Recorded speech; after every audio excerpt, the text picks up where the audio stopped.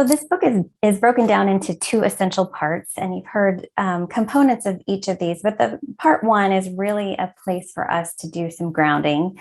We really launch in chapter one a discussion of what lifespan development even is and why it's relevant to the mental health professions, what is incorporated in that when we talk about lifespan development and what that can mean relative to potential future clients that our students and learners will be grappling with. And then we look at theories. So as was mentioned, a lot of discussion was made to how do we expose students to our theories? How do we categorize theories?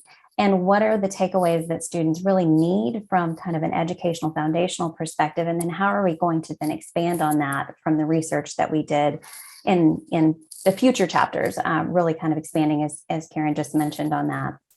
So chapter two is our kind of foundational human and lifespan development theories that exist in our literature. They've been around for eons, what feels like a very long time, and really gives the foundational understanding of lifespan development.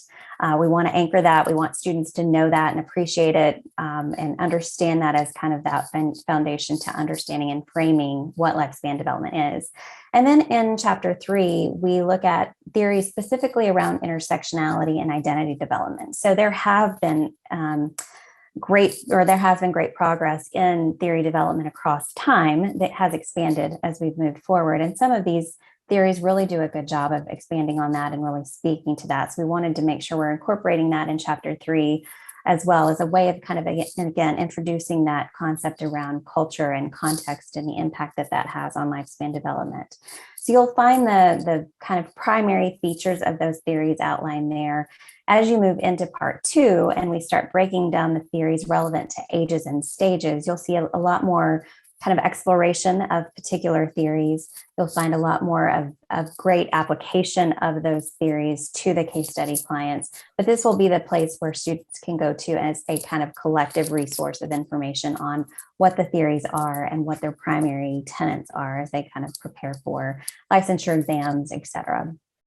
So there's a lot to this early framework, but certainly is added upon in part two, which I will toss back over to Kelly to discuss. So, y'all, writing a textbook is hard. But for me, the hardest part, as I look back on it, was trying to figure out how are we going to structure this thing. So the four of us talked a lot about how do you lay this out? How do you move through this material? And I think it was Karen. I think I am giving this credit appropriately here. It was Karen who said, hey, what if we didn't talk about the theories first? What if instead we talked about the case and we really just talked about the cultural and contextual features? And I think when we made that decision to structure part two that way, I think that's when it really kind of came into focus, at least for me.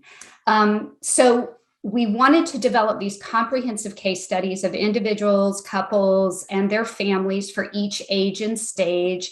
And we wanted to be sure that students were prepared to not just learn about the theory or a theorist and accept it as truth, but they really needed to first center themselves contextually as they considered the case and the age and stage. They also needed to consider those cultural features, both of people in the age and stage, of the case studies we presented, and of themselves. So they're always doing that self-analysis as they go through the material. And so once they learned about a particular age and stage through the lens of the case study, the relevant contextual and cultural features, then in the next chapter, we say, okay, now let's talk about the theories. Now let's talk about the theorists. But even as we do that, even as we talk about these theories, we want you students and you faculty working with the students to help them critically analyze the theories. So we were very intentional about doing our own investigation of updated research, if it existed, to Karen's point, because sometimes it doesn't, updated understanding of these theories. How have these theories potentially been explored through other contextual experiences, cultural experiences, and how can we bring those to light?